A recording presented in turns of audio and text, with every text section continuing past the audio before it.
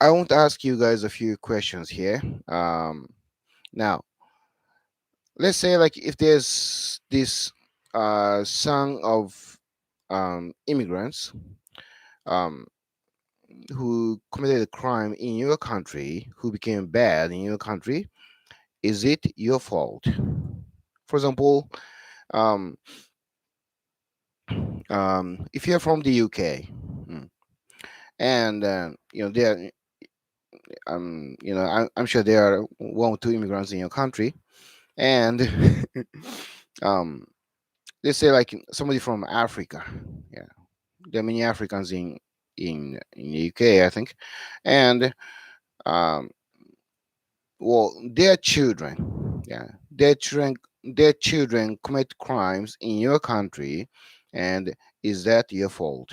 Yeah, is that okay? More precisely, is that because of the environment that you have created? Yeah, yeah, that's one question here that I wanted to ask. Okay, the second thing that I wrote in the description was there. There can be no racism if there was only one race. Yeah, there would be no racism if there was only one race. Mr. G, buonasera, buonasera. I should be learning Italian, very soon actually. But the reason that I'm doing I do my live show sometimes in Cantonese, and well, Cantonese and French are different because I studied those because I was doing those or studying those long time ago, and I couldn't perfect them, so I'm doing it right now. But Korean and Vietnamese, I'm studying Korean and Vietnamese because they cause trouble in Japan, and I want to talk to them.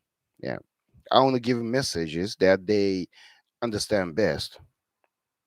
Yeah, so and at this moment, not many Italians cause trouble in Japan, so I don't really have to.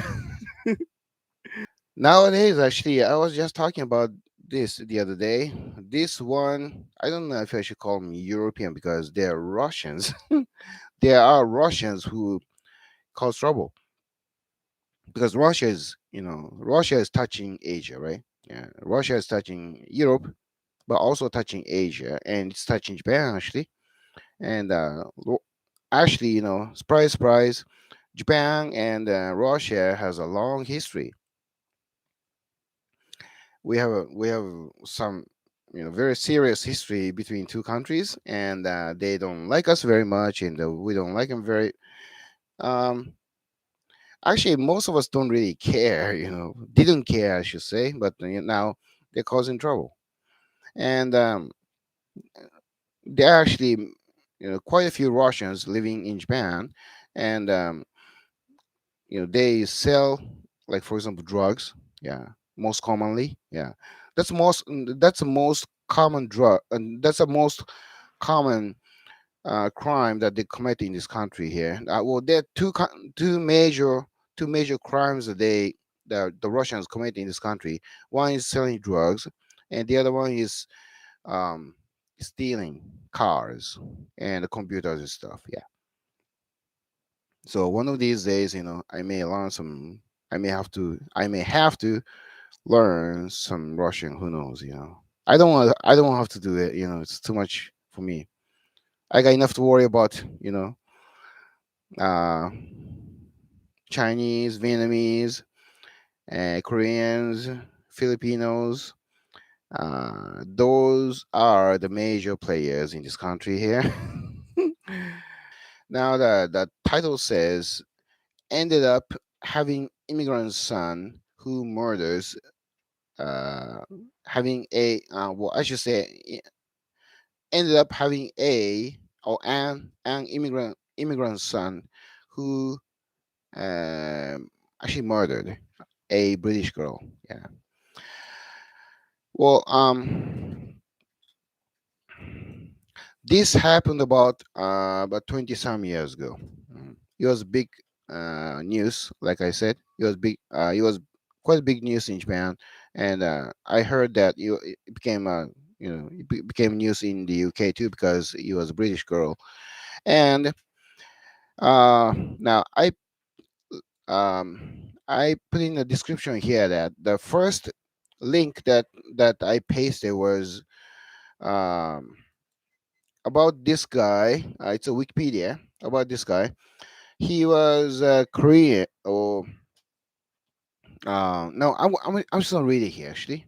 Yeah, Joji Obara, born Kim San Jong, is a Korean Japanese serial rapist who may have raped between 150 and 400 women.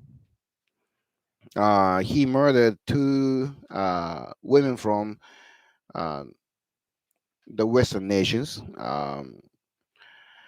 He was charged with drugging, raping, and killing British national Lucie Blackman.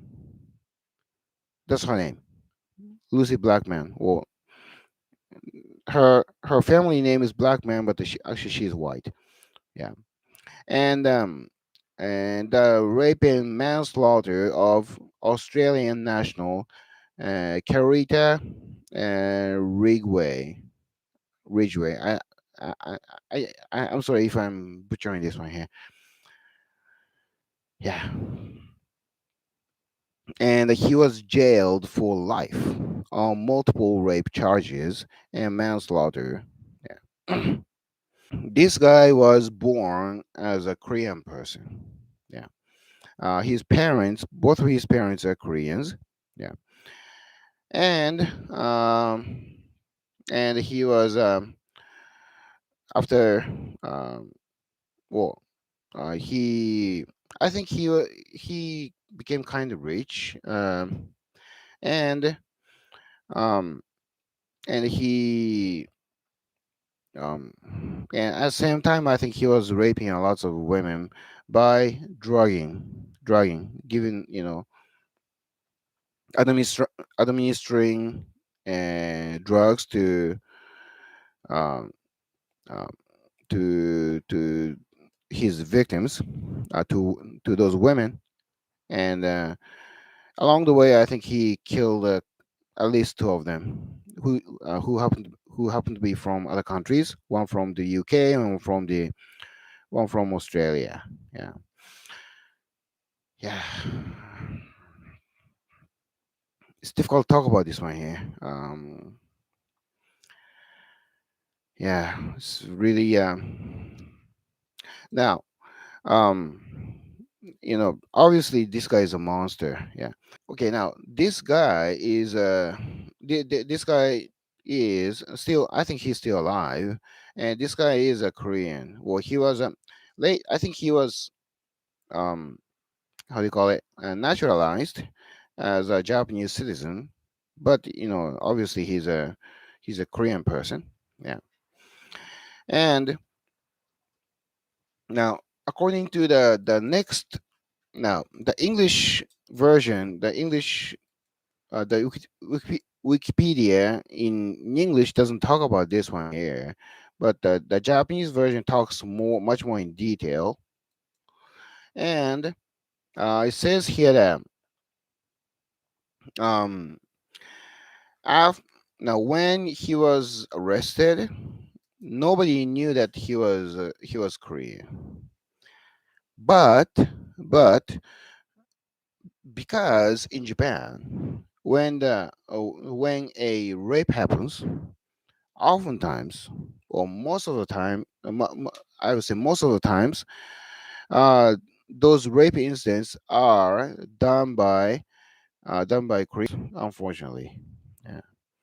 Because that's the kind of tendency that we see. Because every time there was news of the rape incidents and stuff, and then usually it's done by Korean. So some people suspected that this guy George Obara, which sounds like a Japanese name, but actually somebody checked it. It's very easy to check because if you are naturalized, or if you have simply if you have parents from Korea or other countries, and it's on the it's registered and stuff. And if you're a lawyer and stuff, or whatever, you can easily get the kind of documents. And that somebody found out that his parents are from Korea. Yeah. And so somebody then so it became on somebody actually they didn't talk about this in the on TV news and stuff for some reason. Yeah. But those magazines, like weekly magazines and stuff, or um, other books, whatever, they started talk about it. And this particular like a book, which is about like what kind of things that the Koreans have done in Japan and stuff. It's called in Japanese. I'm going to paste it in Japanese here. The book is called Kenkan-ryu. Kenkan-ryu. I'm going to write it down in Japanese first. Manga Kenkan-ryu. Manga is comic book. Yeah. I don't know if you know this word, but you don't have to know. Yeah. Manga means like a, not sleeve. Huh? In Spanish, manga means sleeve. But in Japanese, manga means like a comic book. And Kenkan-ryu, Ken means dislike, and Kan means Korea. Yeah. And Ryu is like flow or something. Yeah, that kind of book. And in this comic book, they talked about how this Korean man uh, killed a girl from Australia and girl from and another girl from the UK. Mm. Now, some people say, like lawyers on the criminals, uh, the lawyers on the criminal side, and um, a few other like human rights activists were saying that like it is unfair to say that this guy actually is a Korean. Yeah. And some people sued this writer. Yeah. Actually, the writer lost. Yeah. And he had to pay about like $2,000 or something, which is not a lot of money. But um, this one British um, journalist uh, uh, who who was working for Times. I think it's a British magazine. Um, but this guy was living in Japan, and I think he still is living in Japan. And he was, I think he's a journalist working for Times, and who is living in Japan, said that it is unfair to say that this guy, this criminal George Obara, this rapist, is from Korea and stuff, and also that he was this British journalist said that he also said that um, it was a it was the Japanese society's fault. The Japanese society's fault because of the environment that the Japanese people have created for this Korean man. He had to commit this crime or something. That's what this guy was saying. And the media says that it's the Japanese society's fault, or like lawyers and the human rights activists and stuff. Those people say that it was our fault. Yeah, and we have to do something. No, no, no. They have to do something. They have to actually leave the country, go back to where they're from. That's my opinion. Mhm.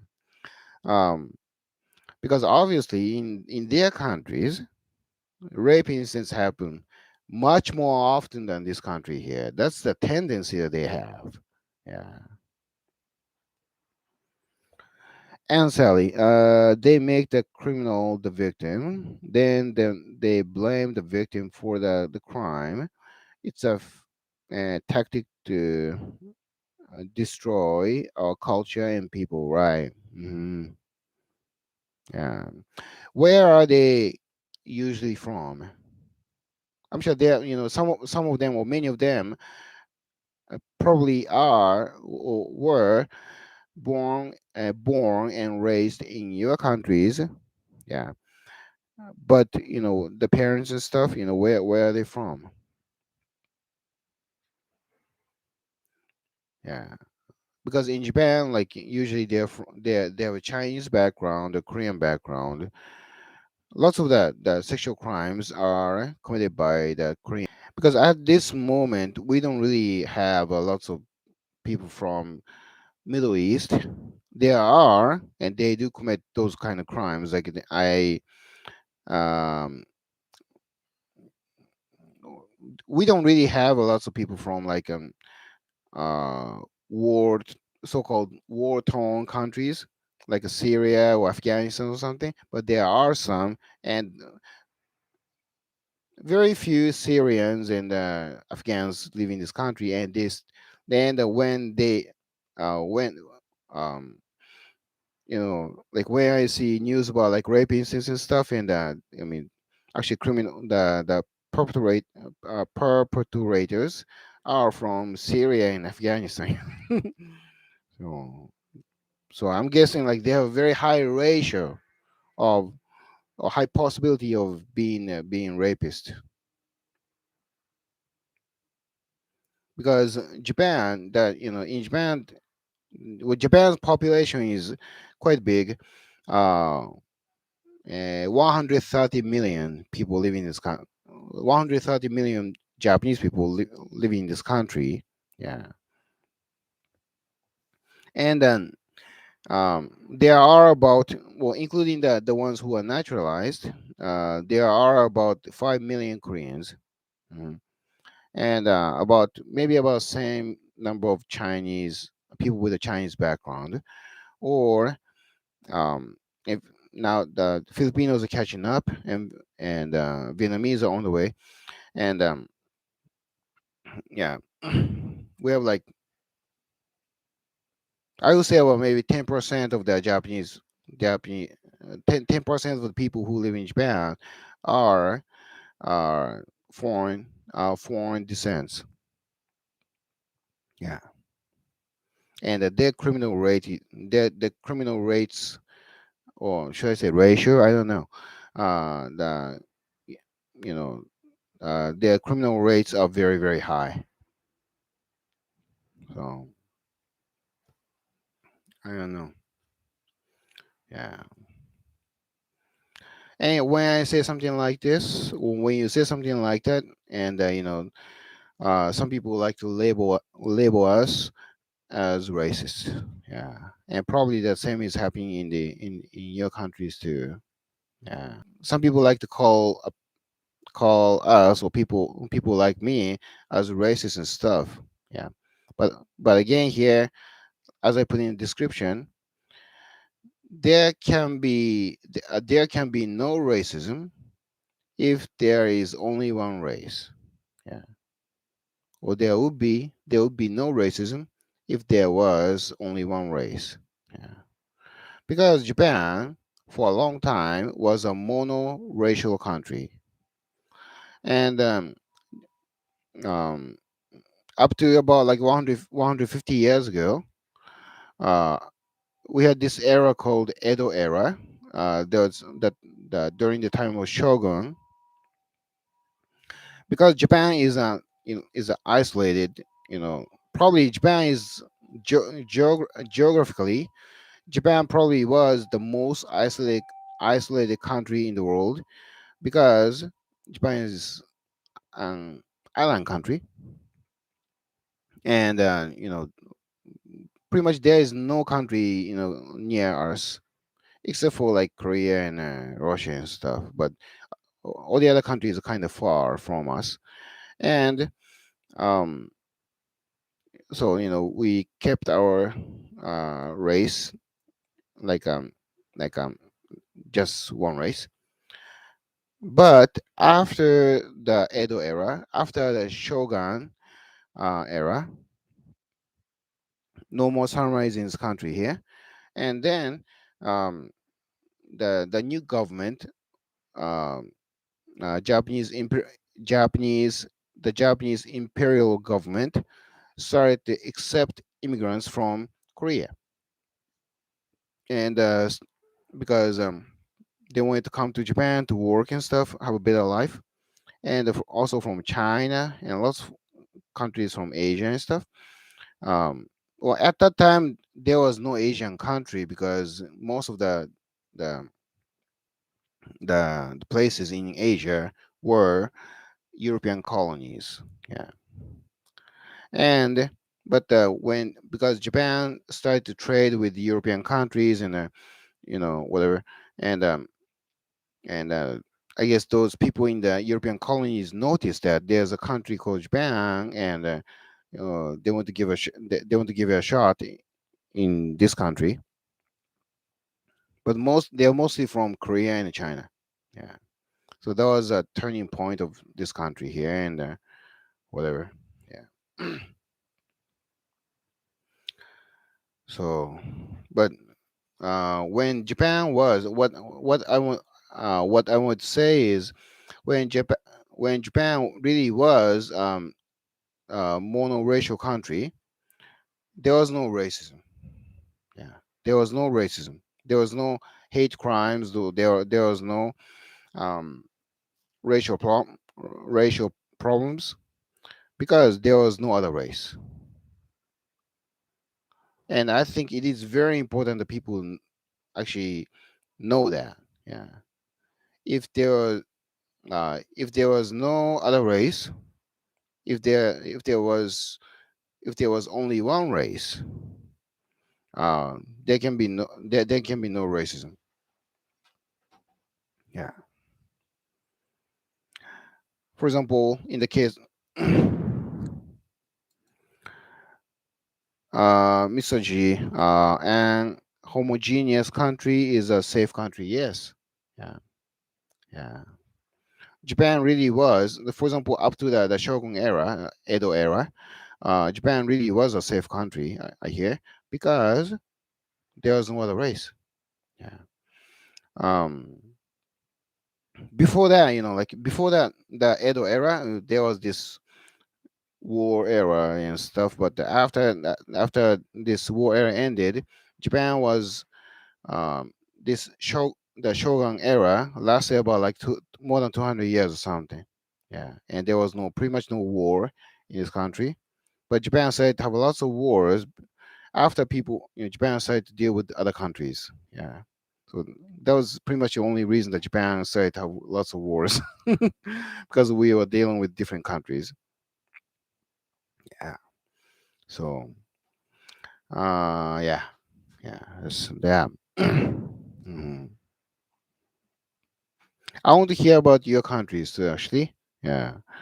Uh, UK and Italy. Yeah. What kind of immigrants do you have? Like, what kind of immigrants, um, you know, tend to do certain things in your uh, in your countries? Mr. G, I don't even know where to begin. Oh, every big city has become a heaven for criminal gangs. Oh, there's even an island called Lampedusa, which is near North Africa. Right, right. That gets swarmed by invaders constantly. Oh, is that right? Lampedusa. Let me check where this island is. Oh, I see. Yeah, it is very close to Africa. Yeah. There's Italy, you know that,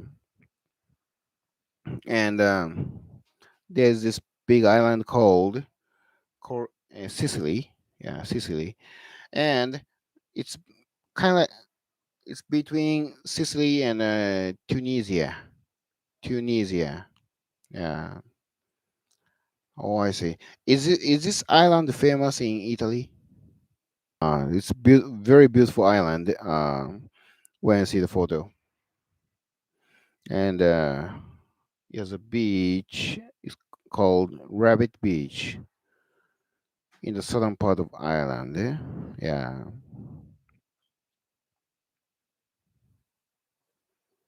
Oh, he has a town actually. Oh, okay.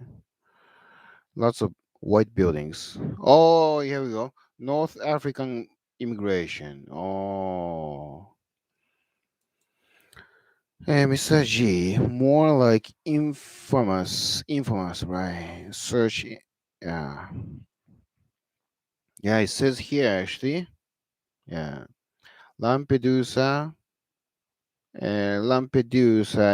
Immigrant Reception Center. Oh, they have an immigration reception center. It's crazy. They shouldn't build an immigration center. They should build the machine gun. How do you call it? Fortress or something. What I hear is there are some people who actually try to um how do you transport uh these people. And one time I was watching this um TV show, and this people from Israel, um this Israeli like NGO, like a human rights group or something, were helping the immigrants. uh um I don't I don't think they are I don't know if they are escorting the immigrants, but they are actually um because the immigrants are actually coming to the land in this place here. And um they um those Israelis are giving food and stuff to those immigrants. Yeah. And actually they I, I think they're helping those not smugglers, those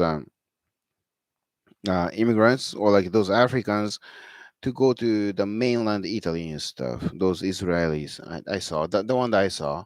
I'm sure there are, other people who are there are, people uh, aside from the Israelis and stuff. But yeah.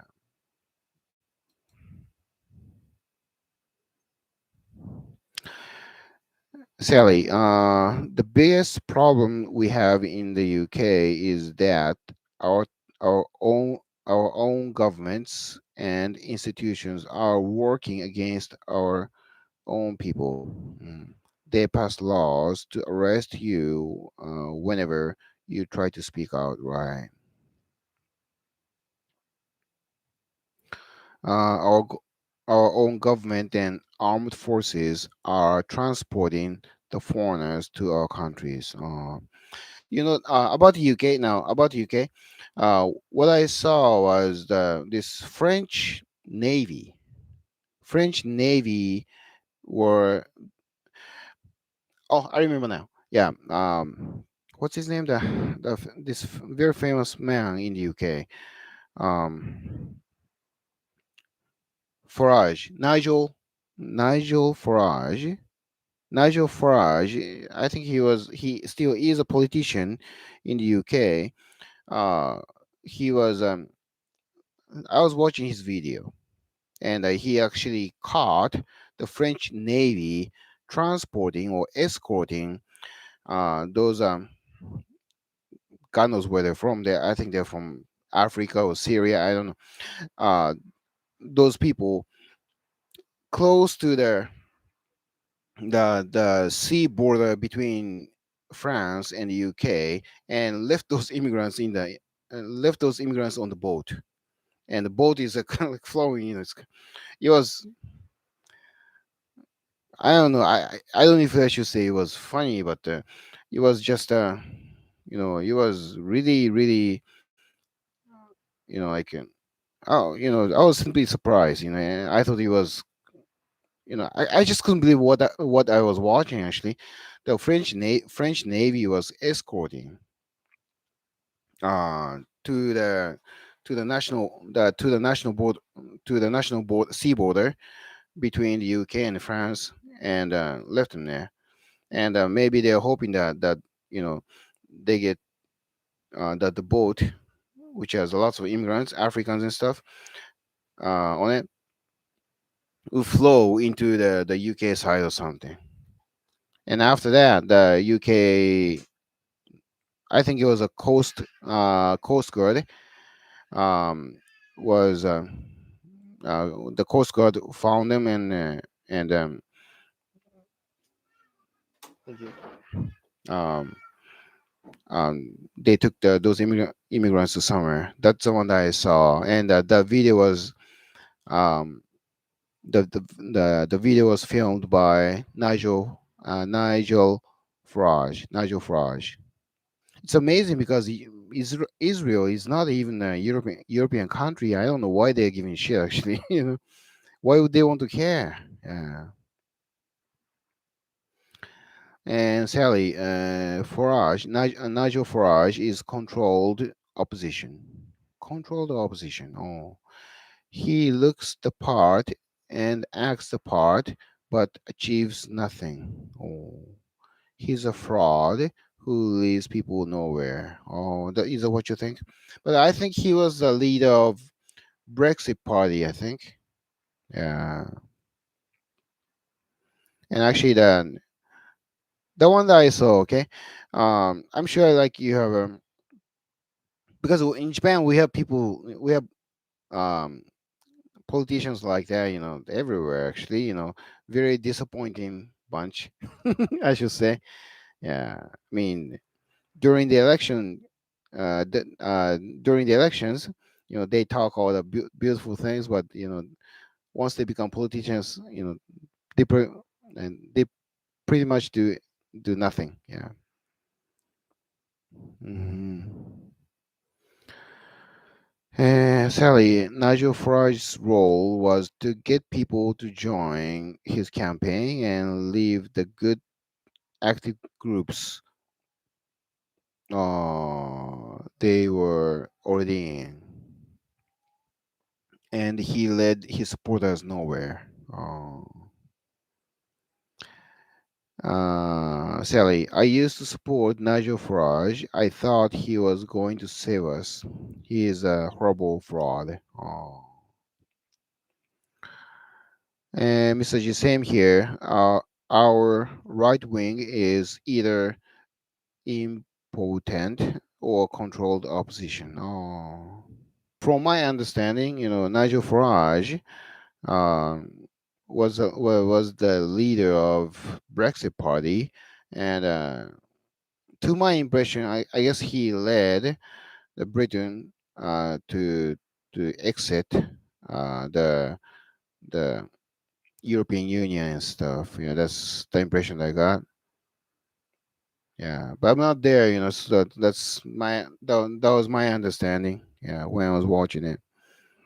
Yeah, and he was I really like the I really like to watch the videos, but again, you're saying that he was a fraud. Yeah, he was a fraud, and so, but it was entertaining to watch. What he was doing in the European Parliament or EU Parliament, I should say. No, it's not even the European Parliament; it's the EU Parliament. Um, he was talking about how do you call it? How the one time he was basically talking shit about the other countries. He was talking about Belgium, and he was mainly talking about Belgium, probably because somebody from Belgium was the leader of EU at that time or something. Yeah, Mr. G. And would you look at that? Our right wing savior called Matteo Salvini is also a Zionist. Is that right? Oh, Sally, he was the leader of UKIP. Uh-huh. And I supported him then, right? And when we won the referendum result, he resigned and walked away. he conned everybody. Oh, yeah, it was kind of took you it, it took you guys quite a few years to actually leave the UK, and lots of things happened after you guys decided, and it was I don't know what I'm not really sure like what was happening, because everything I know again is from the news and stuff that I was reading and stuff, but what I saw on the news and stuff was some people started to say that like it was a mistake. The people made a mistake, so let's have another referendum or whatever. Yeah, and some people actually like some people seem to be convinced that you know there should be another referendum or whatever, and all stuff, um but eventually like you guys you know how they call it like decided to leave the EU, yeah, I th- which I think was a right decision, yeah. And Sally, the UK is still under control of the EU. We haven't really left. It is all a lie. Oh, really? But did UK technically leave the EU already? We haven't really we haven't even got control of our own fishing waters. Oh, really? Oh, the EU has control of the coast around the UK. Really?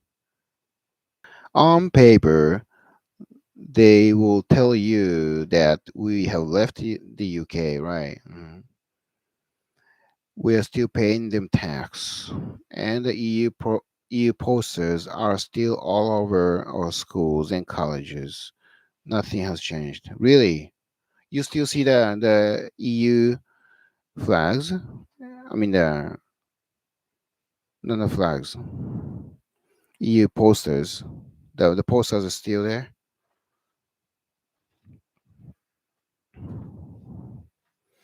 Really? Yeah. I was really happy to see the ceremony that you guys had when you guys left the I guess the European Parliament or whatever, the EU Parliament. I don't like the European Parliament because he doesn't really represent Europe anyway. But the they had this EU um, building and stuff, and somebody took the flag, the UK flag from there, um, and it was quite touching actually. Yeah. I paid no attention to any ceremony. Oh, really? Okay. Yeah, that celebrated us leaving the EU. I knew it was just a theater. Oh, it was a lie. Everything is still the same. Oh, is that right? Um, it's interesting. You wrote here that we are still paying them tax. Um, you mean like the membership fee that you have to pay to the EU or something? I joined the campaign to leave the EU and put leaflets through people's doors and worked with the team that went out across London talking to people to get their vote. It was all for nothing. Yeah. But I'm sure that lots of people in other countries, are envious of like, what you has achieved. Or I don't know if I should say achieved, but yeah, I mean the fact that at least technically the UK left the EU. So yeah, I heard stories about I've seen I on the internet or on YouTube. I've seen this word. It, uh, yeah. I don't usually use this word in my daily conversations. I can't pronounce it, but I think I can spell it closely. Yeah. What's up with the what's up with this one here? Italexit. Are people going for it? People like Aunt Sally did. You know, Aunt Sally says that she joined the campaign and she gave out leaflets and uh, you know, um, she was doing she joined the campaign that went across London and stuff. Yeah, she was actually doing actively uh, doing this campaign and stuff. And do people do something like that in Italy too? Mr. G, here's an interesting information. Salvini was very anti-EU, but he slowly backtracked, and with the Russian-Ukraine war, he is now pro-EU. Really? Oh, that doesn't sound good. Why is that though? Because is it because of because is is, is it because they're afraid of the Russian invasion and stuff? Because you should stay in the EU or something. But actually, it's a NATO, NATO, and NATO that actually fights against that actually will fight or would fight against the Russians, right? Yeah, I'm sure like lots of countries want to, want to stay with, want to make friends with other countries now because Russia is going crazy, and for us, you know, Japan is very Japan is Japan is touching Russia and China both. Yeah, we're actually facing each other, and Japan has always been close to the U.S. So actually, not many things have changed in Japan, even though the the climate, I mean the political climate in Japan might have changed a little bit. You know, some people start to see the importance of the treaty with the U.S. military security treaty that we have with the U.S. and stuff, but that's about it. Um, Most likely, the Japanese government is going to spend more money for the military and stuff. But that's only thing I see, and obviously, and I hear that the Japanese government is sharing more information with the NATO. Yeah, that's about it. But I think Japan has always been close to NATO too. Yeah, because every once in a while, some European naval ships come to Asia. Yeah, and obviously they make a stop in Japan and stuff. Yeah, it was kind of interesting because just like a few months ago, this lots of naval ships from Europe came to Japan, and we are kind of, lots of Japanese people are uh, excited by that, and we had ships from the UK and Germany and Holland and even the Belgium, I think, and all the stuff, and this and army came from France, and we had this French army and the Japanese army had a training not far from my hometown. Mhm. And but what really was it was not the real like French army, but it was a French foreign legion. You see what I mean? Not more. I shouldn't say mercenary, but um, it was a French foreign legion. So actually, there was no French people in the army. They were like foreigners. Yeah, they are from other countries in Europe, And I don't know why this. I don't know. I don't know why France sent those people to Japan though. I imagine they're pretty tough. I don't know, but yeah. Salvini changed the idea because he's controlled. He is controlled opposition, and also because he had some business with with Putin. Oh, his enemies are probably blackmailing him. Oh, but who cares? He's a fool. I see. Putin. Hmm.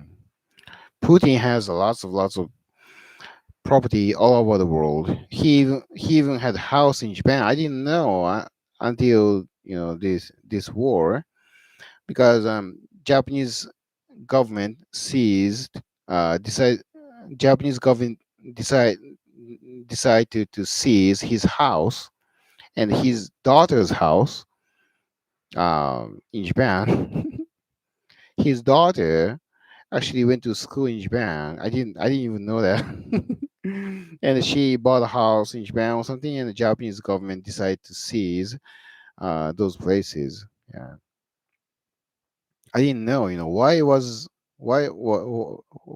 did the Putin family buy houses in Japan?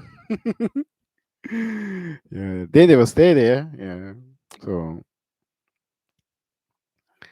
anyway, Mr. G, I know that you Japanese have still rivalry with Russia, but I suspect that this whole war has been manufactured. Oh, you think so? That's what people say. I don't know. Yeah. In the end, we Europeans will be the ones to pay as always. You mean you're talking about the immigration? Yeah. As a consequence, there are some refugees. Yeah. Who want to move to Europe and stuff. Yeah. So. Uh, they should not have. They should not start wars in the Middle East to begin with. Yeah.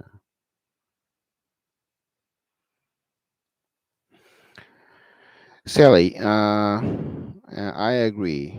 I believe all the wars have been manufactured to create debt, fear, and death of each nation. Right.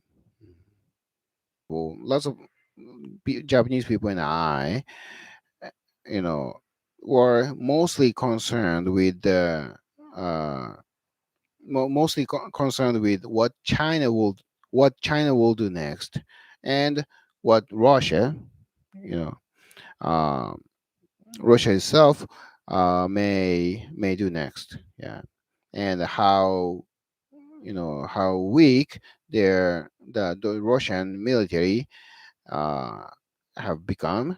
Yeah, and I guess most Japanese do support Ukraine because uh, Ukraine is the enemy of our enemy. Yeah, so you know I want them to fight hard against Russia, so the Russia will be weak. Yeah. Uh, I also find interesting how we say woman. Oh, woman, right? Almost the same. We say Donna, and you say Onna. Ah, that's true. Yeah. When and Sally, in case you don't know, what he's talking about here. Um, when we uh the English word woman, yeah. In Japanese we say onna, yeah, and Italian they say donna, so they sound kind of close, right? Are Japanese secretly descendants of Romans?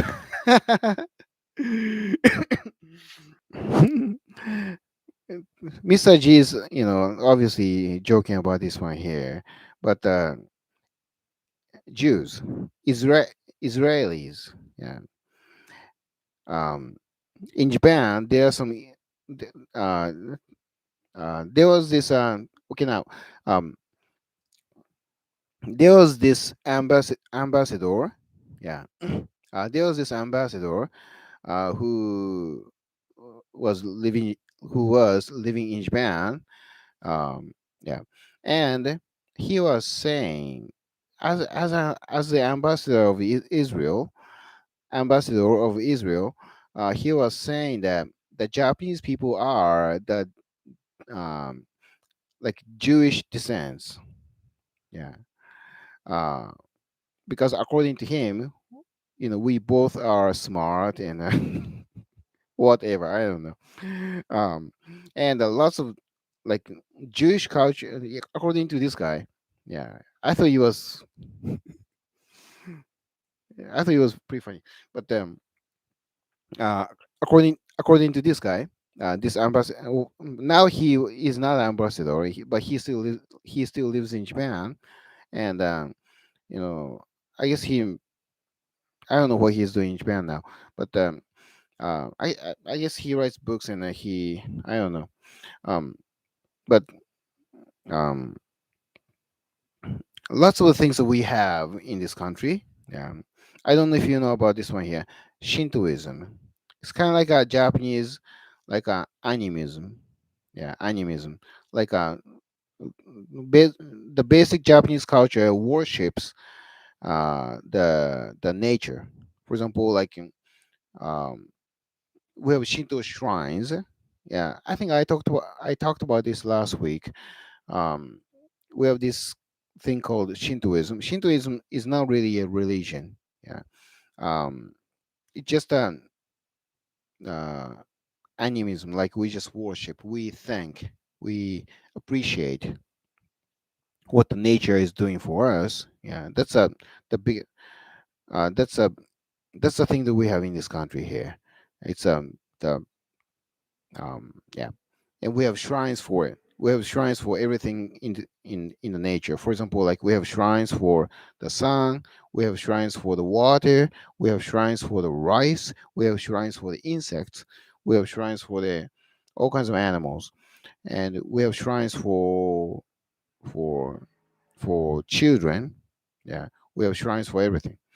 Um, and you're gonna find thousands of shrines in this country. And I don't even know how many we have. I think we have a couple, maybe close to maybe a million or something. Every every town has every very very small town, tiny town has a shrine actually. But anyway, so what was I gonna say? But those shrines have some Jewish elements, according to this Israeli ambassador, and he was saying something like the symbols that they have, the symbols that those shrines have, like some kind, I don't know. Uh, those symbols look like some kind of Jewish symbols. Um, I don't think he was talking about the Star of David. I don't think he was talking about that, but I think he was talking about something else. And also, like we have this um, every shrine is so different from each other, so I can really say like we have these kind of things. But for example, like uh, the shrine that I the shrine that is near my house has these two characters called Tengu and the Kappa. Tengu is the guy who has a very long nose and his face is all red and all stuff, and he can fly really high or something. And Kappa is another character that lives in the water, and he eats vegetables or whatever, and stuff like that. Those two characters. And this guy was talking about these two characters, and this former Israeli ambassador, he was saying those two characters actually are Jewish characters. would you like to share your opinion about Mongolia and Manchuria? Oh, okay, I see. Just a second. Okay. Anyway, so this Israeli ambassador was talking about all those like Japanese animism, the shrines, you know, comes from comes from the Jewish culture. Yeah. Yeah, I don't know. Um, Stuff like that. And yeah, he wrote some books. Yeah. And when he was saying that when he was ambassador, so I guess the Israeli government okayed that he would say something like that. Yeah. Anyway, yeah, whatever. Yeah. Um. Before you go, would you like to? Okay, now, Mongolia and Manchuria. Um. uh, It depends on which kind of era that you're talking about. Mongolia had history with Japan actually. When after the Mongolia conquered China. Yeah, one time it was exactly almost like 1,000 years ago when Mongolia conquered China and the Mongolians took over the country and they wanted to expand the country, so they basically conquered Russia and some countries in Europe, like Poland or something, and other stuff. Um, and most countries in Southeast Asia, I guess, and Central Asia and stuff. Yeah, and Mongolia one time the biggest empire in the world. They wanted to conquer Japan, but they couldn't really do that because there was a there was sea between Japan and the continent, just kind of like the UK. Yeah, so it was, and the waves are very high and stuff usually, and also the Japanese samurais, Japanese military fought really hard, and we had some very fierce battles between Mongolians and Japanese. Actually, the ones who came to Japan to attack us or try to kill us are Koreans. Yeah, maybe that's one of the reasons that we defeated them because they are they are less potent. Yeah, yeah, yeah. The fleet war. Okay, now I know that Mongolia tried to invade Japan twice. Yes, exactly. Yeah, but the fleet was destroyed by the kamikaze, divine wind. Yeah, that's one of the reasons, but that's not the only reason. Actually, that's not the main reason. Yeah, people like to say Japan was saved by the typhoons and hurricanes and stuff, but that was not the main reason. Japanese soldiers, Japanese samurais, fought really hard. Yeah, because when when the ships were coming, when those ships were coming from China and Korea, um, and they fought. Yeah, um, they actually landed on Japan, and they killed lots of innocent people in Japan. At night, they wanted to take a break, so they go back to their some many of them go back to their ships and taking a break, and well, some sailing um, on the Japanese territory, and Japanese soldiers went there at night and they attacked them and killed most of them. And they when they are sleeping on their ships, and the Japanese soldiers went there and they set fire on their ships, and and they fought really hard. Yeah. So yeah, the divine wind might be one part of it. You mean uh Sally and other people. In case you don't know what we're talking about, divine wind was like typhoon, hurricane. Yeah, basically, they came around the typhoon season. I imagine it's like in the summer, obviously, or maybe autumn. We have lots of Japan has lots of typhoons. We have so many natural disasters. We have this country is blessed with so many things. We are surrounded by the waters, by the waters, and you know we have so many earthquakes. Yeah, typhoons and stuff. So we're so used to it, though. Yeah, it's nothing. It's almost nothing to us, actually. Yeah, and most people are prepared. But anyway, so um, but anyway, the Mongolians sent Koreans to attack Japan. Yeah, and because they assumed that assumption is always dangerous. Yeah, they can kill you sometimes. But they assumed that Koreans know about Japan better than the Mongolians, and Mongolians didn't know how to sail on their ships. They didn't know how to maneuver ships and stuff. So they sent Koreans to Japan to kill us, basically. But Koreans don't know how to fight to begin with. Yeah, and we knew how to fight much better than the Koreans, so we hit them back.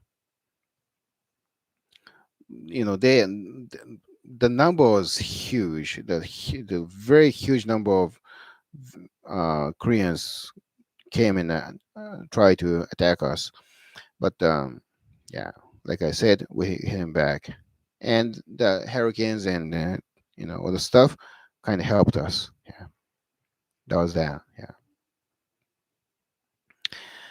Manchuria. I don't know. I Manchukoku. Okay. Now, in case other people don't know what we're talking about here, Manchuria is a place between Korea and Russia. Yeah. Uh, Manchuria is situated.